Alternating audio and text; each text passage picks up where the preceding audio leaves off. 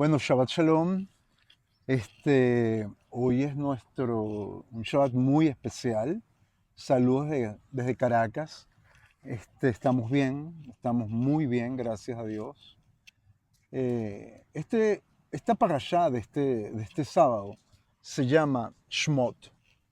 Shmot es el plural para nombres, que a la misma vez es el nombre del libro que en español conocemos como Éxodo, que es el segundo libro de la Torá. Ya terminamos Bereshit, es decir, Génesis, y ahora comenzamos con Shmot, que quiere decir nombres o Éxodo. ¿Por qué se llama Shmot y por qué se llama Éxodo en español? ¿Por qué se llaman nombres en hebreo y por qué se llama Éxodo en español? Bueno, en español es muy simple porque fue el nombre que le dio la Septuaginta, que fueron 70 ancianos hebreos, maestros, que se reunieron allá en Alejandría, y cuando ellos hacen la traducción de la Tenaj del Antiguo Testamento al griego, le ponen ese nombre Éxodo, porque en realidad quiere decir cuando ellos dejan, ¿verdad?, de ser esclavos, cuando ellos salen como un éxodo masivo, ¿verdad?, al desierto con el fin de ir a la tierra de Canaán, a la tierra prometida. Y se llama Shmot o nombres porque estas son las personas o estas son la gente de los hijos de Israel que entraron a Egipto, y en este caso fueron 70 personas, ¿ok? Y 70 personas, incluyendo José, su esposa, sus hijos Efraín, Manasés, Jacobo y todos sus hijos, las tribus de Israel, incluyendo Dina, su hija, formaron en total 70. Pero es muy interesante porque el número 70 siempre significó o simbolizó todas las naciones de la tierra. O sea, en la teología hebrea el número 70 significa el mundo entero.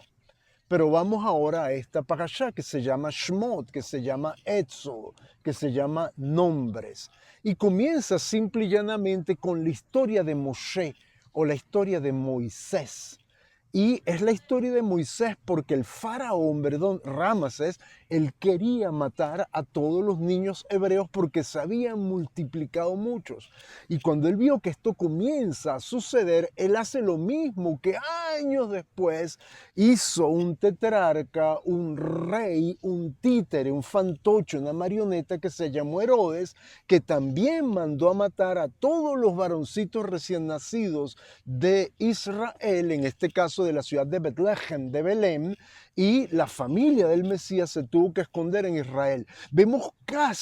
En Egipto, vemos casi la repetición de esa historia. Entonces la historia de Moisés, ¿verdad?, de la tribu de Leví, Moshe, y cómo Faraón quiere matar a todos los niños, y de repente como su hermana Miriam, ella agarra una cesta, le echa betún, es decir, petróleo, ahí coloca el bebé y por el río Nilo, él va y va y va hasta que la pequeña cesta con el niño va a encallar cerca de una de las orillas que estaba a los pies del palacio de Faraón, y la esposa del Faraón lo adopta y le dice a esta niña, búscate a su mamá para que ella sea como la sirvienta, y Moisés crece en la corte real. Pero Moisés crece con un pequeño problema, quizás el trauma del río Nilo, donde existen los cocodrilos más grandes, quizás por el trauma de la separación de su familia, quizás por el trauma de ser un hijo adoptado que ahora pertenece a la realeza, y él desarrolla un tic nervioso, es decir, él era un tartamudo. Ahora imagínate que tú estás en la corte de Faraón, tienes todos los privilegios porque él es un príncipe de Egipto, pero a la misma vez eres el objetivo de abuso, de acoso, o como se dice hoy en día, con este anglicismo de bullying. Es decir, tú podías ver a todos burlándose de él porque uno, no eres de raza egipcia, Mizrahim; dos, tartamudeas; y tres, eres adoptado. Entonces Moisés tuvo que vivir con eso, es decir, él tenía el estatus, él era pero no era, y tuvo que pasar por el típico trauma que descubre el que es adoptado cuando sabe quién soy yo o cuáles son mis orígenes. La historia continúa que él ve cómo los egipcios atormentaban a su pueblo, cómo el pueblo vivía bajo esta dictadura como esclavos, cómo ellos vivían bajo esta opresión, que lo que tenían era suficiente comida apenas para comer, tenían ciertos sindicatos, estaban cuasi organizados, tenían cierta autonomía, pero en realidad eran esclavos de un régimen muy opresor. De repente, cuando él mata a un egipcio, su propia gente le dice que nos vas a también a tratar mal a nosotros como tú hiciste cuando mataste, empujaste por los andamios a este egipcio y ahora te estás haciendo el loco. Sabemos que tú eres un asesino, porque Moisés trató de defender a un israelita y según la historia o según las leyes de Egipto, él tenía que pagar o dar la cara por eso. Él lo que hace es que huye, que corre, se va a la región de Moab, se va a otro sitio en el desierto, lo que hoy llamamos Arabia Saudita, y se encuentra allí, ¿verdad?, con una tribu nómada que tenía un sumo sacerdote que se llamaba Reuel o Yetro, como quieras llamarlo, tenía esos dos nombres, y él se enamora de su hija, que era una pastora que se llamaba Zípora, y se casan. Moisés cambia totalmente su vida. De ser una persona de la realeza se convierte en un exiliado, se convierte en un emigrante, se convierte de repente en alguien que tiene que vivir al margen de la sociedad de la cual él había crecido. Ya no es el estadista, ya no es el príncipe, ahora es un pastor. Él comienza a tocar las ovejitas, que para los egipcios era no kosher, que para los egipcios no era halal. Los egipcios aborrecían la carne de cordero. Entonces imagínate, es como para un musulmán, un hebreo, que ellos aborrecen la carne. Nosotros como hebreos no comemos el cerdo, y en este caso era lo mismo para los egipcios con el cordero, y él está trabajando con lo que él culturalmente aborrecía. Entonces tú ves que hay como un quebrantamiento de todo ese orgullo principesco que él tenía, y se vuelve un pastorcito de ovejas. Tiene que aprender una lengua diferente. Él se olvida de su historia. Él está como diciendo borrón y cuenta nueva. Me acabo de reinventar. Tengo esposa, tengo a Gershon, mi hijo, etcétera. Y de repente él cree que todo comenzó, que su vida está tranquila, no tiene nada que ver con la tragedia de Egipto. Y nosotros tenemos que entender que Dios usa las cosas malas, las cosas mediocres, las cosas regulares de nuestra vida para equiparnos para un propósito, porque nuestra vida tiene propósito. No se trata de borrar el pasado, se trata simplemente de cómo la experiencia se convierte en una buena maestra para lo que viene adelante de nosotros. En el caso de Moisés, de repente él se va a ese monte que se llama Horeb. Él está con su ovejita y la ovejita se pierde, o las ovejitas, perdón. Él va corriendo a buscarlas por esas montañas rocosas del Horeb, y de repente él ve un árbol que está en llamas, que está en fuego, pero no se consume.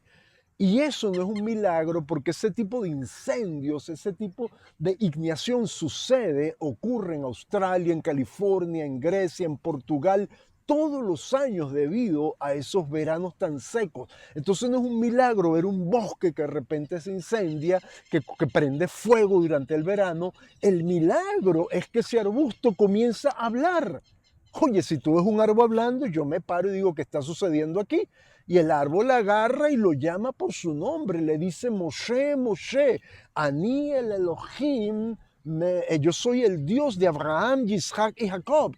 Quítate tus zapatos porque este es un lugar santo. Y Moshe Rabbeinu, él se quita las sandalias, él comienza a caminar, pero Moisés en ese momento, cuando empieza a escuchar la voz de Dios, él recibe tres revelaciones. La primera revelación es que Dios es un Dios personal. Lo llamó por su nombre, llamó a los patriarcas por su nombre. Es decir, Dios te conoce como tú eres. Dios conoce tu nombre, tu segundo nombre, tus apellidos, si eres legítimo, si no eres, cuál es tu ADN, quiénes son tus ancestros. Él conoce tus mañas, Él conoce tus luchas, Él nos conoce. Él es un Dios personal, no es un Dios que está por allí, que es etéreo, pero es un Dios que anhela relacionarse. El segundo milagro que Moisés ve es que Hashem, es que Dios es un Dios que hace milagros. que hace portentos. Él está invitando a Moisés a entrar en una vida, en una dimensión de milagros. El primer milagro es que él escucha la voz de Dios y él ve una zarza que se está quemando. Y en estos momentos Dios nos quiere dar sus armas. Necesitamos ver milagros como el milagro del Éxodo. Ellos vivieron el milagro de todas las plagas que el Señor envió a Egipto. Ellos vivieron el milagro de la Pascua. Ellos vivieron el milagro de que el río Nilo se convierte en sangre. Vieron el milagro, ¿verdad?, de los saltamontes, vieron el milagro del granizo que cayó sobre la tierra, pero sobre todo el milagro de que los primogénitos, ¿verdad? El Señor los liquida, lo que más quería Egipto, para que dejaran ir al primogénito del Señor que se llama Israel. Y lo más bello de todo esto es que aquellos egipcios que habían oprimido a Israel, pero que decidían adaptar las leyes, las formas de esta nueva nación, ellos recibían benevolencia y hacían parte del pueblo de Israel. Y comienza la historia del Éxodo. Yo quiero aquí hacer un puente por la situación que estamos viviendo en América Latina, en Irán, en el Medio Oriente, en Europa Oriental. Estoy hablando de Ucrania, de Rusia, aquí en el Caribe, en mi país, Venezuela. Y yo pienso que nuestro ministerio, no es que yo lo piense, sino lo que yo creo, es el ministerio de la reconciliación. Cuando yo pienso un poco en lo que hizo el gran Nelson Mandela, en ese famoso libro que escribió que se llama A Long Road to Freedom, un gran camino, puede ser un sinónimo de éxodo hacia la libertad. Él habla de los 26 años que él pasó en Robben Island preso, en esa isla que hay que agarrar el ferry Díaz desde Ciudad del Cabo para visitar, donde tú veías a los presos que tenían que martillar piedras, ¿verdad?, para volverlas como cal, para hacerlas polvo, y de eso es que muere Nelson Mandela, por ese polvillo que afectó sus pulmones. Y como un hombre que luchó contra el racismo, que luchó contra el clasismo, al salir, gana las elecciones, y lo primero que hace es que invita a aquellos que lo habían oprimido antes, es decir, al blanco, al afrikaner, a ser parte del nuevo gobierno democrático de África del Sur. Y el obispo de Ciudad del Cabo, que también ganó el premio Nobel como Leclerc y Nelson Mandela, Desmond Tutu, él comienza a diseñar el Comité Nacional de Reconciliación. Y empezamos a ver un país que estaba al borde de la guerra civil, orando, llorando, perdonándose, donde la gente tenía que escuchar el dolor del otro, el opresor tenía que estar allí sentado, entenderlo. Y en otras palabras, este país pasó por un proceso de terapia nacional. Y me recuerda mucho que Israel tuvo que pasar por un proceso de terapia nacional porque había divisiones entre ellos. En las propias parashá vamos a leer acerca de la división de Coré, vamos a leer acerca de la división de los benjamitas, vamos a leer muchas cosas, ¿entiendes?, que suceden por la falta de reconciliación. Entonces la reconciliación es muy, muy importante en el proceso de restablecer una nueva nación como Israel, que está en camino a entrar a la tierra prometida, y las facciones no se podían poner de acuerdo bajo las ordenanzas de Dios. En este caso nosotros vemos que Nelson Mandela pudo hacer algo maravilloso, que inclusive después de haber sido presidente quieren reelegirlo y dicen: no, yo no estoy aquí para ser un eterno, como hizo Mugabe en Zimbabue después de que Rodesia se convierte en un país libre como Zimbabue. Él fue el héroe, pero de repente se convirtió en el hombre más terrorista, un racismo al revés contra los blancos, lo que era la cesta de pan de toda la parte del sur de África, que incluía Namibia, incluía Sudáfrica, incluía Rodesia, que ahora es Zimbabue. Todo eso se pierde y un país que era tan rico cae en un racismo al revés. ¿Por qué?